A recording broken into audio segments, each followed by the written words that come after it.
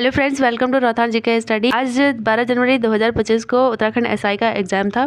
जिसका भी एग्ज़ाम रहा होगा, उम्मीद करती हूँ कि एग्ज़ाम आपका बहुत अच्छा गया होगा, क्योंकि हिंदी वाला पोर्शन काफ़ी ठीक ठाक रहा है। तो आप लोग आंसर्स को देखते रहिए, और जो लोग एसआई की तैयारी कर रहे हैं उनके लिए भी यह वीडियो हेल्पफुल होने वाली है, क्योंकि हो सकता है कि इनमें से कोई क्वेश्चन आपका उसमें भी देखने को मिले। तो चलिए शुरू करते हैं आज का पहला क्वेश्चन। पहला क्वेश्चन है कि दुल्हा, दुल्हा शब्द का तत्सम रूप होगा। तो इसका आ जाएगा आंसर नंबर ए, जो दुर्लभ है ये हो जाएगा इसका तत्सम रूप। दूसरा है वर्तनी की दृष्टि से शुद्ध शब्द है। तो जो बारात है ना, ये लिखा जाता है इस तरीके से, बारात। तो ये बिल्कुल गलत है। तो इसका सही आंसर सीधे सीधे हमारे पास ऑप्शन नंबर बी आता है। अधीन को किस तरीके से लिखा जाएगा? अधीन लिखा जाएगा। ये लिखा है आधीन, और यहाँ पे दिया है द्वारिका, तो द्वारिका नहीं होता है, द्वारका होता है, द्वारका। इस तरीके से लिखा जाता है। क्वेश्चन नंबर थर्ड है, निम्नलिखित में से यशपाल का उपन्यास नहीं है। तो जो यशपाल है, इनका जो उपन्यास नहीं है वो है ऑप्शन नंबर बी, सन्यासी। बाकी ये तीनों, दादा कॉमरेड, अमिता और दिव्या, ये तीनों ही उपन्यास है यशपाल के। क्वेश्चन नंबर 4 है, लिपिक द्वारा पत्रों के कच्चे मसूदे या प्रथम आलेख को क्या कहते हैं? तो जो कच्चा मसूदा या आलेख होता है इसे हम प्रारूपण कहते हैं। क्वेश्चन नंबर 5 है, इनमें से मुद्रा राक्षस का उपन्यास नहीं है। तो ये थोड़ा सा मुझे समझ में नहीं आया है, तो जब आंसर की आएगी तो फिर इसको मिलान कर लेंगे। 6 है, निम्न में से अशुद्ध वर्तनी वाला शब्द है। तो इनमें से जो ऑप्शन नंबर सी है ना, ये आ जाएगा अशुद्ध वर्तनी वाला शब्द, क्योंकि निरपराधी नहीं लिखा जाता है, निरपराध होता है, निरपराध न कि निरपराधी। बाकी साम्राज्य बिल्कुल ठीक है, स्वास्थ्य भी इसी तरीके से लिखा जाता है, और विज्ञप्ति भी। नेक्स्ट है, रचना की दृष्टि से वाक्य के कितने भेद होते हैं? तो रचना की दृष्टि से वाक्य के 3 भेद होते हैं, सरल वाक्य, मिश्र वाक्य और संयुक्त वाक्य। क्वेश्चन नंबर 8 है, किसी पत्र प्रकरण के निपटान को सुविधाजनक बनाने के उद्देश्य से उस पर की गई लिखत क्या कहलाती है? तो उस पर की गई लिखत क्या कहलाती है? टिप्पण कहलाती है, क्योंकि प्रारूपण हमने अभी देखा कि जो कच्चा मसौदा होता है, अनुस्मारक तो स्मरण कराने के लिए, और विज्ञप्ति तो आप जानते ही हैं। क्वेश्चन नंबर 9 है, वाक्य अथवा उपवाक्य का वह व्याकरणिक अंश जिसमें एक से अधिक पद हो क्या कहलाते हैं? तो एक से अधिक जिसमें पद होता है ना, उसको हम कहते हैं पदबंध। नेक्स्ट है, इनमें से नागार्जुन का काव्य संग्रह है। तो जो ऑप्शन नंबर सी है, तालाब की मछलियाँ, ये है नागार्जुन का काव्य संग्रह। साथ में देख देते हैं कि ये जाल समेटा किसकी है? तो जाल समेटा हरिवंश राय बच्चन जी की है। नदी की बांक पर छाया, तो ये लिखी गई है अज्ञेय द्वारा। तो इनको आप नोट करते जाएंगे साथ साथ कि ये अज्ञेय द्वारा है, ये हरिवंश राय बच्चन की है। और जो डी ऑप्शन है, चुका भी हूँ मैं नहीं, तो ये आ जाएगा शमशेर बहादुर, शमशेर बहादुर की रचना है ये। नेक्स्ट है, वह घर पहुंच गया, इस वाक्य में क्रिया का कौन सा रूप प्रयुक्त हुआ है? तो ये जब मैं आपको करा रही थी रिवीजन सीरीज, उसमें सेम टू सेम मैंने क्वेश्चन डाला था, वह घर पहुंच गया है, इसमें कौन सी वाक्य है? संयुक्त क्रिया है, क्योंकि पहुंचना और गया एक साथ दोनों क्रियाएं हो रही हैं। ऑप्शन नंबर 12 है, निम्नलिखित में से अशुद्ध वर्तनी का शब्द है। तो इनमें से अशुद्ध वर्तनी वाला जो शब्द है वो है ऑप्शन नंबर बी, क्योंकि ये है दुर्वस्था। दुर्वस्था होती है, ना कि दुरावस्था, ठीक है। और बाकी ये तीनों बिल्कुल सही लिखे हुए हैं, विशेषतया अभिज्ञ भी बिल्कुल सही है, और वांछनीय भी। क्वेश्चन नंबर 13 है, निम्नलिखित में से किस शब्द में अ प्रत्यय का प्रयोग हुआ है? तो पहला है बेलन, तो बेलन में हो जाएगा अन्न शब्द का अन्न जो है ये प्रत्यय जुड़ा हुआ है, अन्न। गायक में तो आप समझ ही गए, अक है, भिड़ंत में अंत, तो बच क्या गया? शैव। तो इसका आंसर आ जाएगा ऑप्शन नंबर डी। नेक्स्ट है क्वेश्चन नंबर 14, इनमें से अमरकांत द्वारा लिखित उपन्यास नहीं है, नहीं है जो वो बताना है। तो इसका ऑप्शन है ऑप्शन नंबर बी, मुर्दों का टीला। ये लिखा गया है राधे राघव द्वारा। बाकी जो ग्राम सेविका, सुंदर पांडे की पतोहू और बीच की दीवारें, तीनों ही रचनाएं हैं अमरकांत जी की।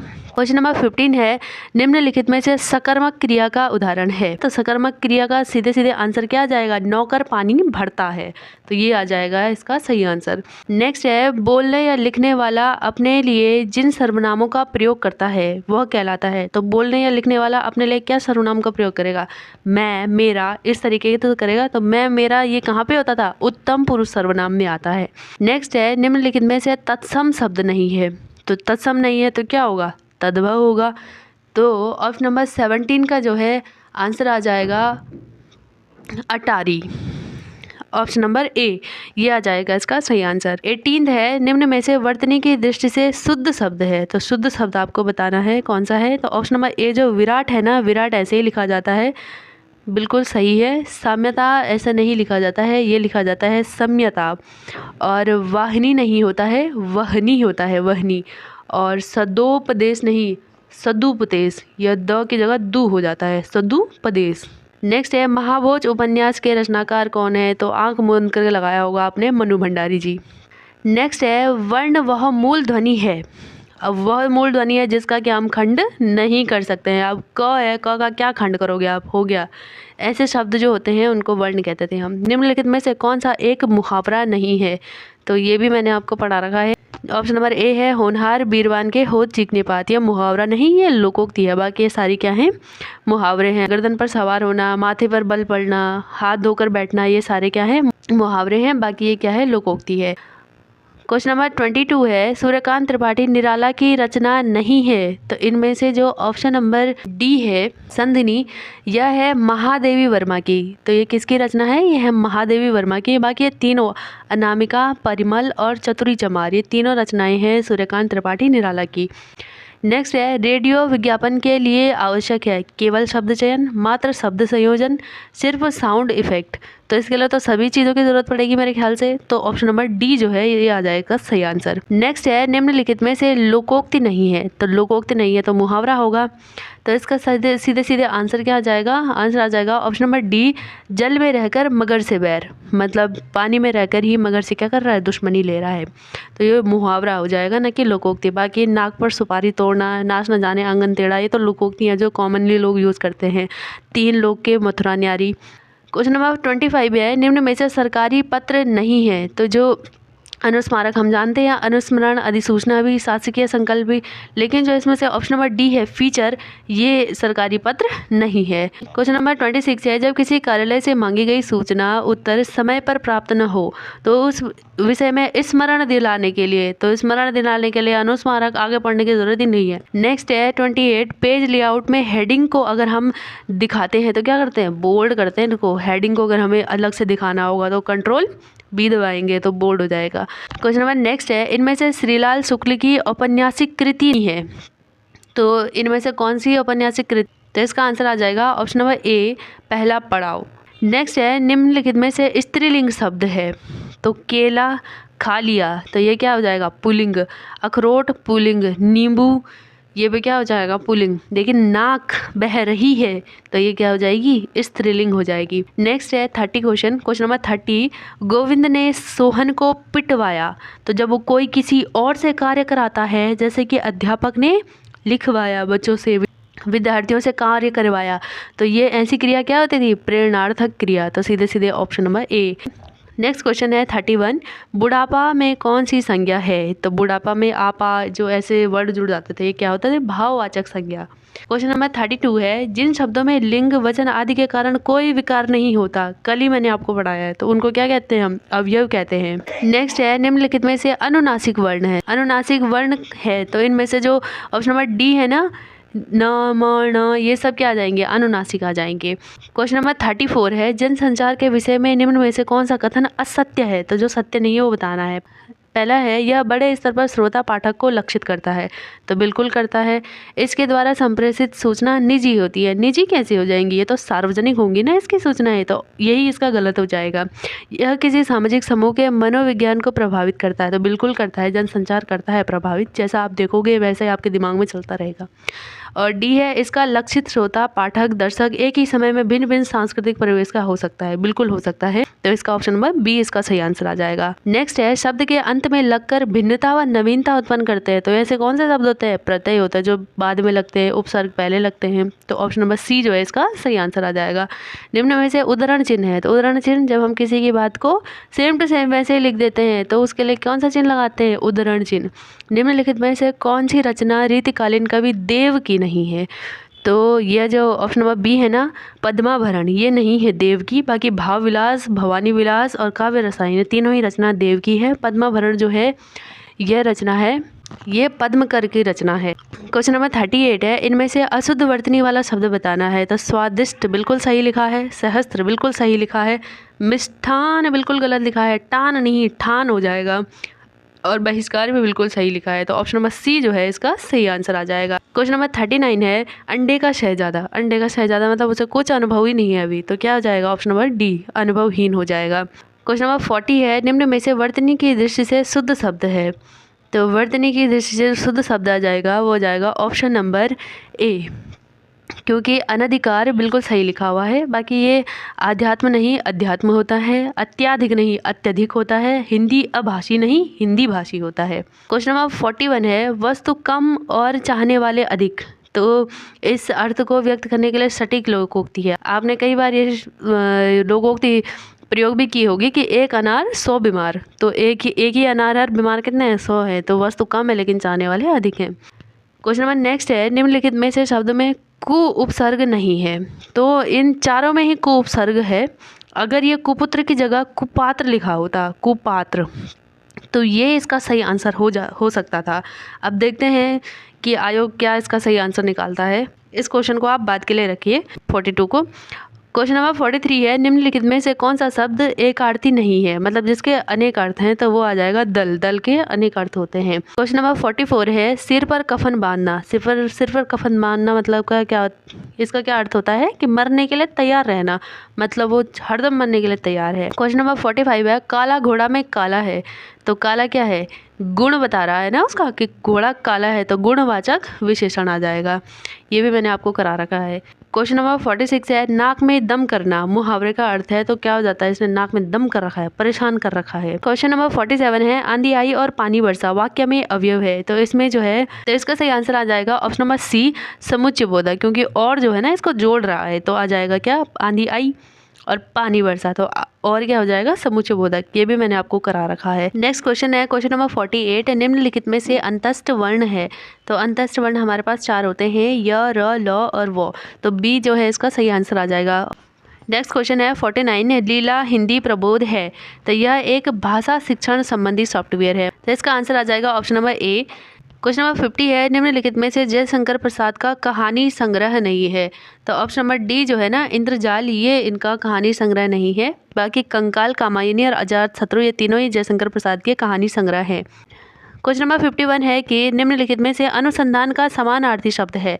तो अनुसंधान का समानार्थी हो जाएगा ऑप्शन नंबर सी, अन्वेषण। नेक्स्ट है 52 निम्नलिखित में से विदेशी शब्द है। तो जो ऑप्शन नंबर सी है तेंदुआ, ये है अंग्रेजी भाषा का शब्द। बाकी पलक, खिड़की और ठेस ये सारे देसी शब्द हैं। क्वेश्चन नंबर 53 है कि अच्छा कल देखा जाएगा। इस वाक्य में अच्छा शब्द निम्न में से किस रूप में प्रयुक्त है। तो यह जो है ये विशेषण है। अच्छा क्या है? यहाँ पे विशेषण है। नेक्स्ट है 54 निम्नलिखित में से कोकिला है। तो कोकिला क्या है? कोकिला एक यूनिफाइड फॉन्ट है। हिंदी में जो हम कंप्यूटर में फ़ॉन्ट यूज़ करते हैं ना, जैसे कुर्ती देव ऐसे, तो ये यूनिफाइड फ़ॉन्ट होते हैं। क्वेश्चन नंबर 55 है किस संधि में अ तथा आ के बाद यदि ए तथा ए आए तो दोनों की जगह ए और ओ अथवा औ हो जाता है। तो जहाँ पे भी 2 वर्ण ऐसे हो जाएं या बड़े ए आती थी, वृद्धि हो जाती थी ना, तो यहाँ पे क्या आ जाएगी? सीधे सीधे वृद्धि संधि आ जाएगी। क्वेश्चन नंबर 56 है निम्नलिखित में से योजक चिन्ह है। तो योजक चिन्ह जो दोनों को जोड़ता है ये योजक चिन्ह है, और ये थोड़ी सी लंबी हाइट है इसकी, इसे निर्देशक चिन्ह कहते हैं। नेक्स्ट है 57 निम्नलिखित में से शुद्ध वर्तनी वाला शब्द है। तो ये जो ऑप्शन नंबर बी है शाबाश, ये बिल्कुल शुद्ध लिखा गया है, शुद्ध वर्तनी है इसकी।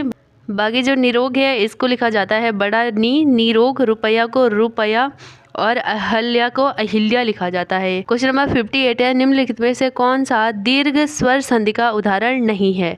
तो ऑप्शन नंबर डी जो है ये दीर्घ संधि का उदाहरण नहीं है, बल्कि यह गुण संधि का उदाहरण है। बाकी परमार्थ, गिरीन्द्र और मुनीष ये तीनों ही दीर्घ संधि के उदाहरण है। नेक्स्ट क्वेश्चन है 59 डींग मारना मुहावरे का अर्थ है। तो इसका अर्थ क्या हो जाएगा? बढ़ चढ़कर आत्म प्रशंसा करना, उसे डींग मारना कहते हैं। क्वेश्चन नंबर 60 है जब कोई पदबंध किसी संज्ञा या सर्वनाम की विशेषता बताए तो उसे हम क्या कहते हैं? विशेषण पदबंध कहते हैं। क्वेश्चन नंबर 61 है उच्छृंखल शब्द में कौन सी संधि है। तो ये भी मैंने आपको करा रखा है। इसमें कौन सी संधि है? व्यंजन संधि है, क्योंकि इसमें क्या आ रहा है? उत प्लस छंकृल, तो ये व्यंजन और व्यंजन की क्या हो रही है? संधि हो रही है। क्वेश्चन नंबर 62 है कि निम्न में से मिश्र वाक्य कौन सा है। तो जो दूसरे पर आश्रित होता है, पहले वाक्य पर आश्रित होता है, उसे हम क्या कहते थे, मिश्र वाक्य कहते हैं। तो इसमें से कौन सा दिख रहा है, ऑप्शन नंबर बी, जो लड़के अच्छे होते हैं वे परिश्रमी होते हैं, ये आ जाएगा इसका सही आंसर। क्वेश्चन नंबर 63 है कि निम्नलिखित में से कौन सा समाचार पत्र हिंदी में प्रकाशित नहीं होता है। तो द हिंदू जो है ये इंग्लिश समाचार पत्र है, आपने पढ़ा भी होगा इसका। कि अमर उजाला, हिंदुस्तान और नव भारत टाइम्स ये हिंदी में प्रकाशित होते हैं। नेक्स्ट है निम्नलिखित में से कौन सी कृति आत्मकथा विधा की है। तो ऑप्शन नंबर बी, 10 द्वार से सोपान तक, ये है आत्मकथा हरिवंश राय बच्चन जी की। नेक्स्ट है 65, देशज शब्द नहीं है। तो इनमें से जो ऑप्शन नंबर ए है किनारा, ये एक फारसी शब्द है। बाकी जो चषक, कलाई और पगड़ी ये तीनों ही देशज शब्द हैं। नेक्स्ट क्वेश्चन है 66, निम्न में से कौन सा यूनिफाइड फॉन्ट है। तो जो मंगल है ये क्या है, एक यूनिफाइड फॉन्ट है। नेक्स्ट क्वेश्चन है कि निम्नलिखित में से संधि संबंधी सही युग्म है। तो ये आ जाएगा इसका सही आंसर ऑप्शन नंबर सी, निह आदर जो है, निह प्लस आदर, तो ये क्या बन जाता है, निरादर बन जाता है। तो ये बिल्कुल सही है, विसर्ग संधि इसमें दी गई है। नेक्स्ट है 68, कुछ दे दो वाक्य में कौन सा सर्वनाम है। तो कुछ किस पे लगता था, कुछ जो है अनिश्चयवाचक सर्वनाम पे लगता है, ये भी मैंने आपको करवा रखा है। नेक्स्ट क्वेश्चन है 69, स्वर संधि के कितने भेद होते हैं। तो स्वर संधि के 5 भेद होते हैं, हम जानते हैं, दीर्घ संधि, गुण संधि, यण संधि, अयादि संधि और वृद्धि संधि।